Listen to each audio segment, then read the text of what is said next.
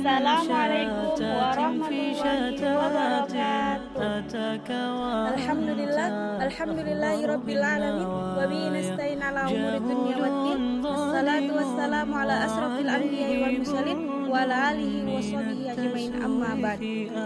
Pertama-tama, marilah kita panjatkan puja dan puji syukur kita atas kehadirat Allah Subhanahu wa taala yang telah memberikan kita beribu banyak nikmat, yakni nikmat iman, nikmat Islam, nikmat kesehatan dan nikmat kesempatan, sehingga kita dapat menyampaikan ceramah singkat yang berjudul pentingnya menjaga hati dan pikiran kita.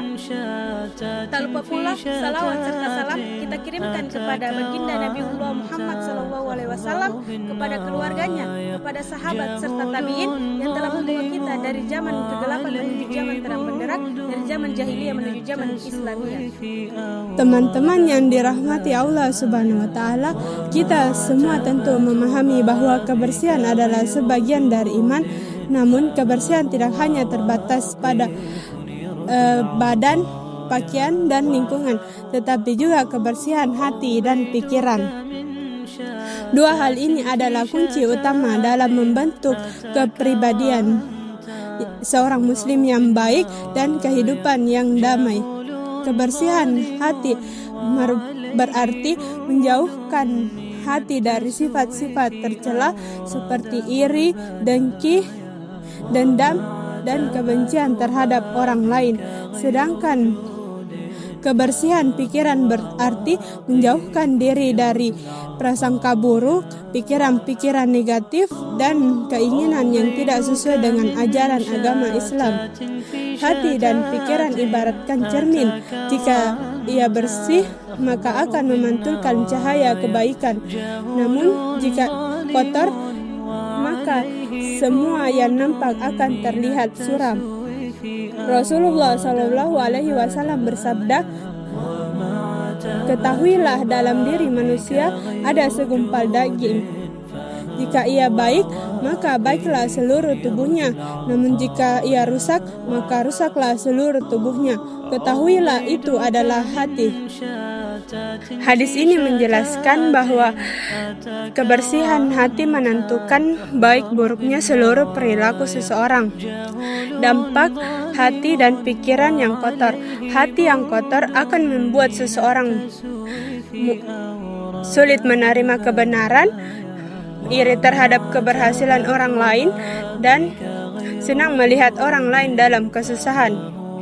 Sedangkan pikiran yang kotor akan membuat seseorang sulit menerima kebenaran, iri terhadap keberhasilan orang lain, dan senang melihat orang lain dalam kesusahan.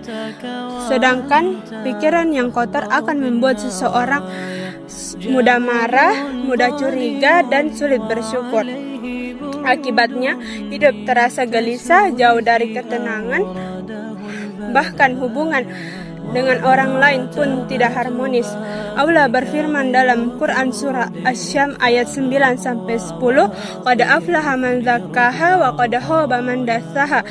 Sesungguhnya beruntunglah orang yang menyucikan jiwanya, dan sesungguhnya merugilah orang yang mengotorinya.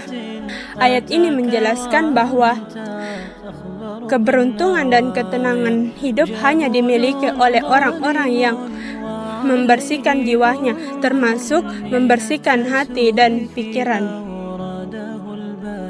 Teman-teman yang dirahmati oleh Allah Subhanahu wa taala, ada beberapa cara agar hati dan pikiran kita tetap bersih dan terjaga, yakni dengan perbanyak zikir dan beristighfar.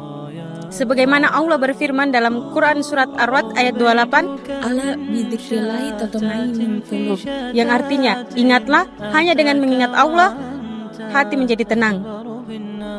Selalu bersyukur atas nikmat yang Allah berikan, karena dengan bersyukur kita tidak akan iri terhadap rezeki yang Allah berikan kepada orang lain. Jauhilah hal-hal yang mengotori pikiran, hindari gosip, berita bohong, atau pergaulan yang menjerumuskan kita ke hal-hal yang berbau maksiat, serta bersahabatlah dengan orang-orang yang soleh, karena orang-orang yang soleh akan membawa kita tetap berada di dalam lingkungan yang bersih.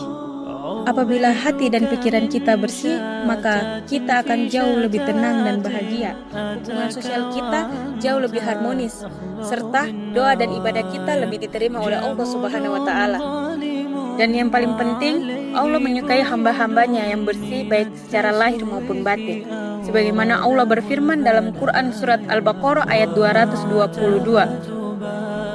Innallaha yuhibbut tawabina wa yuhibbul mutatahhirin. Yang artinya, sesungguhnya Allah menyukai orang-orang yang taubat dan Allah menyukai orang-orang yang mensucikan diri. Rasulullah SAW adalah contoh terbaik dalam menjaga kebersihan hati. Beliau tidak pernah membalas keburukan dengan keburukan, bahkan kepada musuhnya sekalipun. Saat beliau dilempari batu oleh penduduk Taif, beliau tidak membalasnya. Justru beliau mendoakannya agar mereka diberi petunjuk. Hal ini adalah bukti bahwa hati yang bersih akan melahirkan kasih sayang, kesabaran, dan kebaikan tanpa batas. Teman-teman yang dimuliakan oleh Allah Subhanahu wa Ta'ala, marilah kita jadikan ceramah singkat ini sebagai pengingat agar selalu membersihkan hati dan pikiran dari segala sifat negatif. Bersihkan hati dengan zikir, maafkan orang lain, dan berpikir positif dalam setiap keadaan. Ingatlah, kebersihan hati adalah sumber ketenangan dan kebersihan pikiran adalah sumber kebahagiaan. Jika hati kita bersih, maka hidup kita akan tenang. Jika pikiran kita jernih, maka langkah kita akan ringan menuju ridha Allah Subhanahu wa Ta'ala. Semoga Allah senantiasa membersihkan hati dan pikiran kita serta menjadikan kita hamba yang suci baik lahir maupun batin. Amin ya rabbal alamin. Demikianlah ceramah singkat yang dapat kami sampaikan. Semoga bermanfaat untuk teman-teman semua. Jika ada kebaikan, itu datangnya dari Allah Subhanahu wa Ta'ala.